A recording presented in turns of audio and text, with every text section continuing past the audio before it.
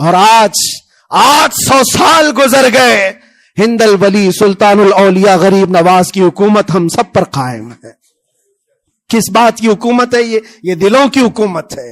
اور وہاں جو ہاتھ لگانے کی کوشش کر رہا ہے وہ اپنے ہاتھوں کو بچا لے، آگ تمہارا انتظار کر رہی ہے۔ آج وہ امتحان قیامت تک کی تمہارے ساتھ ہوتا رہے گا، قیامت تک تمہارے ساتھ یہ آزمائش ہوتی رہے گی، کبھی بھوک سے، کبھی ڈر سے، کبھی جانوں کے نقصان سے، لیکن پھر تمہیں دیکھا جائے گا تم بکتے کتنے ہو، نکلتے کتنے ہو، ہواؤں کے پجاری کتنے ہیں، خواہشات نفس کو ماننے والے کتنے ہیں، اپنے کمفرٹ زون میں جینے کے لیے ایمان کا سودا کرنے والے لوگ کتنے ہیں۔ یہ آزمائش ہوتی رہے گی میرے عزیزو۔ ایمان اس کا نام نہیں ہے کہ تم گھر میں آرام سے بیٹھے رہو گے اور کوئی امتحان نہیں ہوگا، امتحان تو ہوگا، آزمائش تو ہوگی۔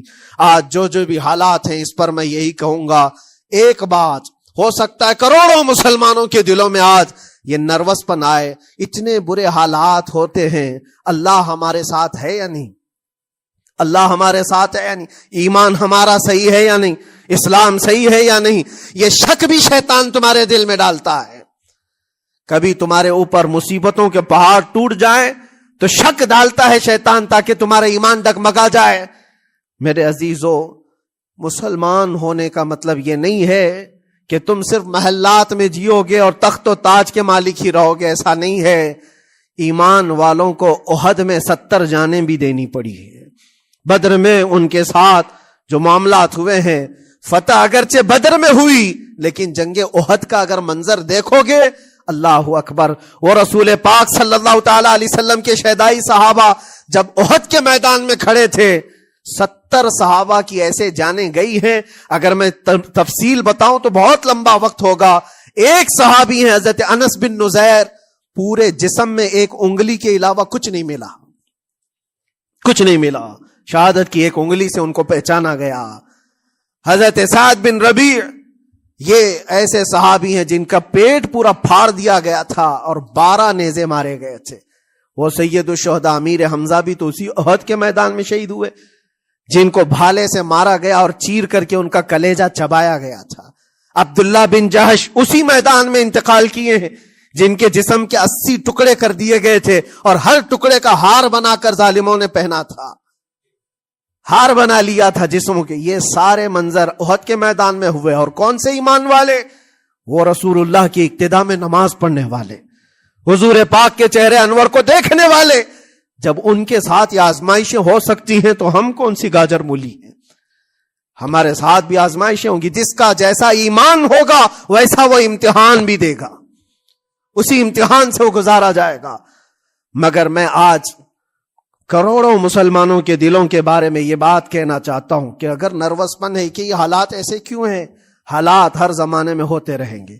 ستیزہ کار رہا ہے ازل سے تا امروز، شرار ابو لہبی سے چراغ مصطفی، ہماری تاریخ ہے، یہ تاریخ ہے میرے عزیزو۔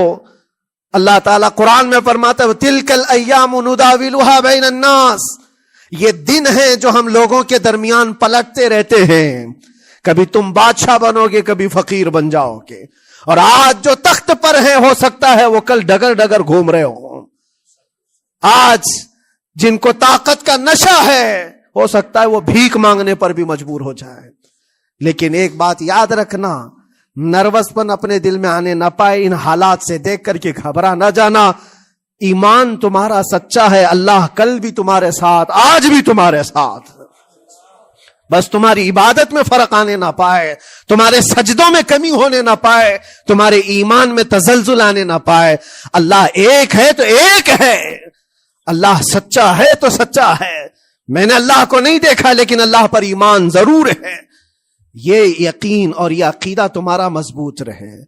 ہاں، ہمیں معلوم ہے، کچھ لوگ ہم سے یہ پوچھتے بھی ہیں، اللہ تبارک و تعالیٰ پوری کائنات کا مالک، جس نے ہر چیز پیدا کیا اور اس کی عبادت کرنے والے ہو آپ، لیکن پھر اسی اللہ رب العزت کی یہ مسجدیں کیوں ڈھائی گئی؟ کیوں مسجدوں کو ختم کیا جا رہا ہے؟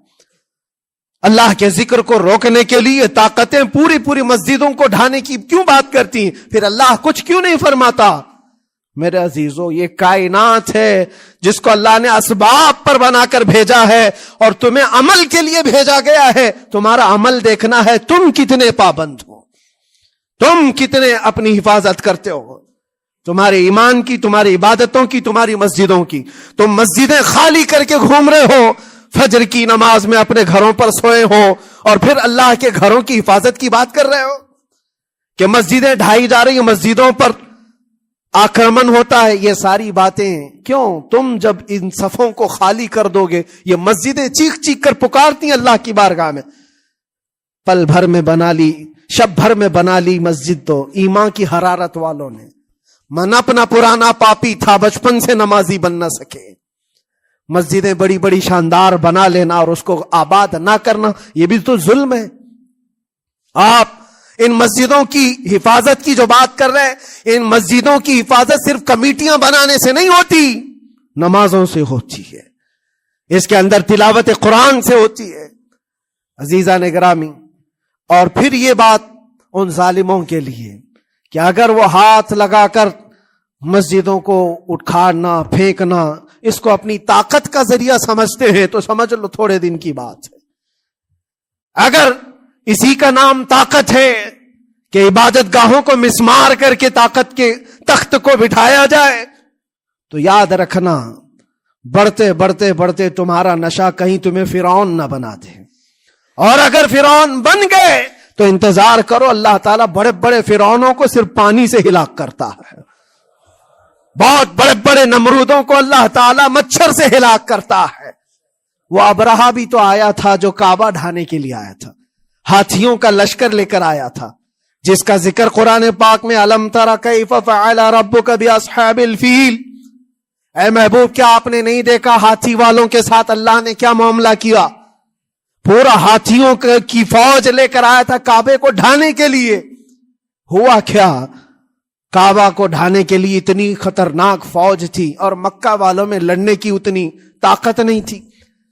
اللہ کریم نے ابابیل چڑیوں کی ایک فوج کو بھیجا. ہاتھی کہاں اور چڑیا کہاں؟ کوئی مقابلہ ہوتا ہے؟ کوئی مقابلہ ہے؟ تصور میں نہیں آتا. لیکن رب تبارک و تعالیٰ کا ایک دستور ہے, بڑی بڑی طاقتوں کو چھوٹی طاقتوں سے ہلاک کرتا ہے. چھوٹی چھوٹی سی چڑیاں ہیں, ایک ہاتھ میں تمہارے آ جائے, ایک چونچ میں اور دو پاؤں میں کنکریاں لے کر آتی تھی, اوپر سے صرف وہ کنکریاں گراتی, ہاتھیوں کے پیٹ پھٹ جاتے اور آگ لگ جاتی تھی. اللہ تبارک و تعالیٰ کی طاقت کا یہ مشاہدہ, قوت کا ایک ہلکا سا اظہار جو مکہ کی ان وادیوں میں ہوا منا, اور اللہ تعالیٰ فرماتا ہے فَجَعَلَهُمْ كَعَصْفٍ مَأْكُولٍ. اللہ نے ان کو ایسا کر دیا جیسے کھائی ہوئی مرغی ہوتی ہے, نوچ نوچ کر کے کھا کر چھوڑی ہوئی مرغی ہو. پوری فوج کی حالت ایسی ہو گئی تھی. کعبہ مکرمہ کو ڈھانے کے لیے آئے, تب اللہ تبارک و تعالی ظالموں کو کس طرح سے نیست و نابود فرمایا. ہمیں یقین ہے میرے عزیزوں, اللہ تبارک و تعالی وہ ابابیل بھیجنے والا مولا آج بھی زندہ اور ہمیشہ زندہ رہے گا. وہ حی اور قیوم ہے, ہمیشہ سے زندہ ہے اور ہمیشہ زندہ رہے گا. لیکن تمہارا امتحان ہوتا رہے گا, تمہارا امتحان ہوتا رہے گا. اللہ کے نبی صلی اللہ تعالی علیہ وسلم کے لیے مدد آئی ہے تو اس کا مطلب یہ نہیں ہے کہ وہ صرف بیٹھ کر کے مدینے میں دعائیں کرتے تھے. نہیں, عمل کے میدان میں اترے بھی ہیں. صحابہ نے بھوک اور پیاس برداشت کی ہے, کتنے کتنے دنوں تک وہ ایک کھجور پر پورا دن گزارتے تھے. پیوند لگے کپڑے. حضرت ابو ہریرہ فرماتے ہیں ہم تو ایک جنگ سے ایسے واپس آئے تھے کہ ہمارے پاؤں کے پورے ناخن اکھڑ گئے تھے, پاؤں کے ناخن اکھڑ گئے. خندق کے میدان میں خود نبی پاک صلی اللہ علیہ وسلم اپنے ہاتھوں سے خندق کھودتے رہے, اور پیٹ پر پتھر باندھنا, یہ سب مشقتیں اسٹرگل کیا ہے. پھر اللہ سے یہ دعا کیا مولا تو اپنی مدد بھیجتے, تو اپنے رحم و کرم کی بارشیں برسا. اور ہم یہاں مست کھا پی کر کے پھر دعا کرتے ہیں مدد آ جائے. تم نے محنت کون سی کی, کون سی مشقت کی؟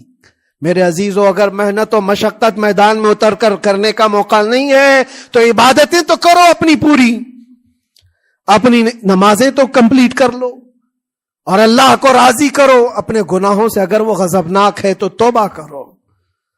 اور جاتے جاتے یہ بات بھی میں عرض کروں گا کہ آج جن لوگوں کو ایسا لگتا ہے کہ یہ کھیل تماشا ہے، ایک بات یاد رکھنا، کسی مسجد کے ختم ہو جانے سے یا مومن کے کسی کے ہار جانے سے ایمان کبھی ہارتا نہیں ہے.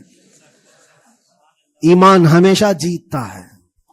تھوڑی دیر کی تکلیف تو مومن کو ہو سکتی ہے، لیکن اس کے ساتھ ایمان ہے تو ہمیشہ سر بلند ہے. اس سے بڑی کوئی کامیابی کیا ہے؟ ہم نے دیکھا ہے کربلا کی تاریخ میں جیتا کون ہے؟ دنیا کی نظر میں، اس وقت کی میڈیا کی نظر میں، اس وقت کے جو کتے ہوں گے ان کی نظر میں یزید جیتا ہوگا. لیکن قیامت تک ہر مومن کہتا ہے بادشاہ است حسین، بادشاہ است حسین. ایمان کی جیت ہمیشہ ہے، اگرچہ وہ ٹکڑوں میں بدل جائے، اگرچہ وہ 1000 ٹکڑوں میں ہو جائے.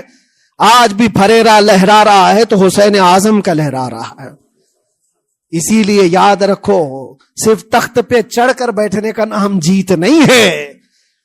ابھی الیکشن بھی گزرا، کچھ لوگ نروس ہوں گے کہ ہم ہار گئے. اگر وہ ایمان والے ہیں، سچے ایمان والے ہیں، تو انہیں یاد رکھنا چاہیے جیت اور ہار صرف تخت حاصل کرنے کا نام